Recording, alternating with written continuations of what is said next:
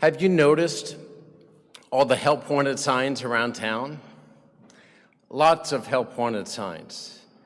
Notice that too as I've been in Olathe, more and more business after business looking for help.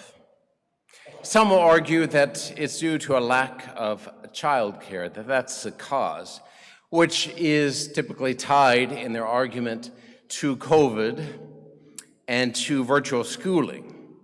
So parents have to stay home and take care of their children because the schools aren't in person. And so if we had childcare, then that would take care of that issue. People would return to work, but here we are in summer, a time when normally we don't have school, and the numbers haven't shifted. I think the data suggests something else as a cause. So too do many of the anecdotes that I've heard from employers who have said, I've had employees come to me and quit because they said, I can make more at home or the same amount without working at all. It does seem that the enhanced unemployment benefits are influencing the work environment at least a little. Compensation is part of work's value. It allows us to provide for ourselves, for a family. But it's also of work's essence to provide an opportunity to improve ourselves, to develop skills, technical, social, mental, emotional, moral, and others. And as we work, we find that we are inheritors of abilities and talents. Maybe you've noticed this. You were given something to do that you'd never done before and discovered, whoa, I have an ability to do this.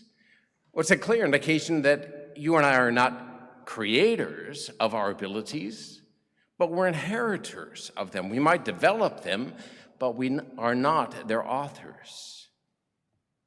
We also discover that we are inheritors of the raw material of creation needed for industry and technology. As we work, we discover this. Oil is required for the gas needed by the car that you're selling or servicing. Natural gas and wind produce energy. Lithium, cobalt, and other materials for the batteries needed in your smartphone or electric car. We are beneficiaries of the Creator and are in debt to Him and to His purposes. And if you think about it, we're inheritors of the work and progress of previous generations. We have a debt owed to them and to our country at a material level and at a moral level. It's strange to quote the irreligious and oftentimes irrational Bill Maher, but he did just say something quite true.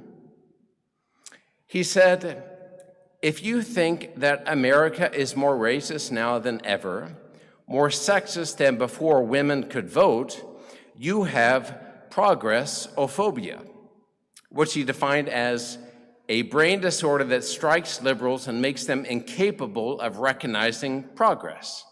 Progressophobia. He said it's like situational blindness.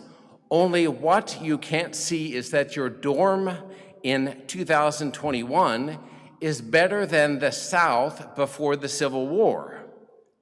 Here's the thing, kids, he went on to say, there actually was a world before you got here.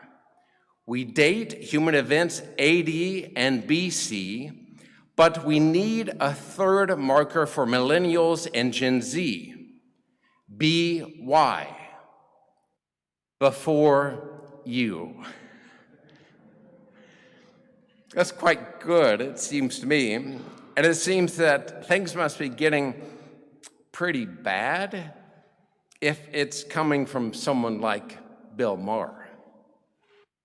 But it shouldn't be surprising, shouldn't surprise us when history is revised as needed to meet an ideological narrative, as with the 1619 Project taught now in so many schools. Neither should it be surprising when Americans live in such relative affluence and kids are given so much and come to believe that they're entitled to much without much of a contribution being made to the family, or many chores or work being required of them. Life has become a sport. Play it if you like it. And finally, it's not surprising when the Creator and his purposes for human beings and all of creation are excised from nearly every corner of our culture. We have become the de facto gods, defining history, creation, and ourself as each individual sees fit. To whom do we ultimately have a debt to pay if we have assumed the position of a god? When work isn't rightly understood, rightly considered, receiving money is evidently good enough for millions of people.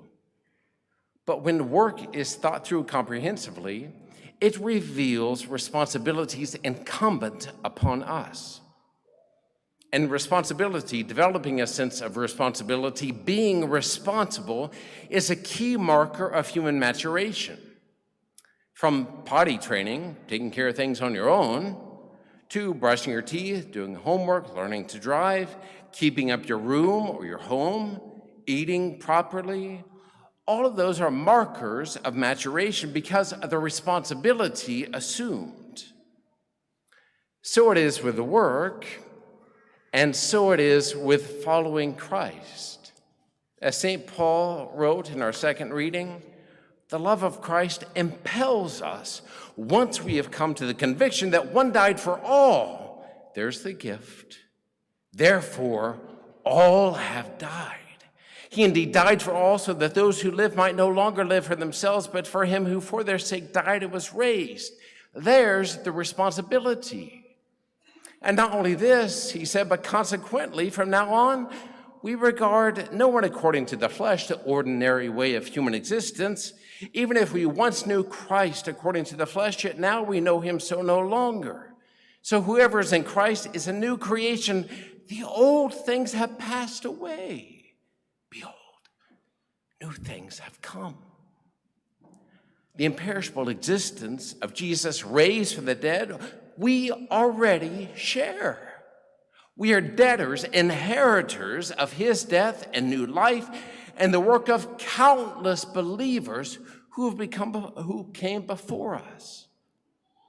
What responsibility must be ours? What must be on our shoulders?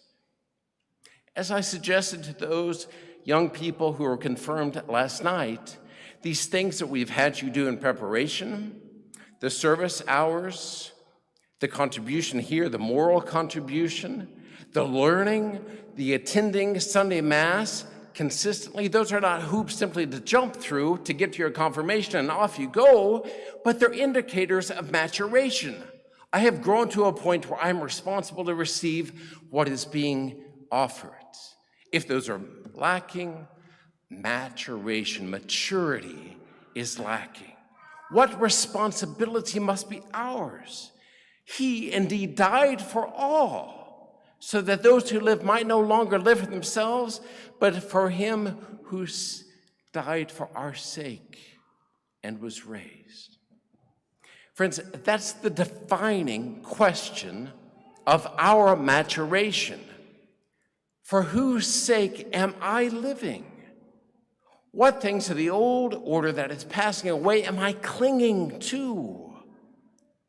What is preventing me from being made new? What responsibilities am I shirking? What is my life saying I'm entitled to? Root these out and work on them, and you will have shown yourself a co-worker with Christ, a responsible believer, a responsible human being.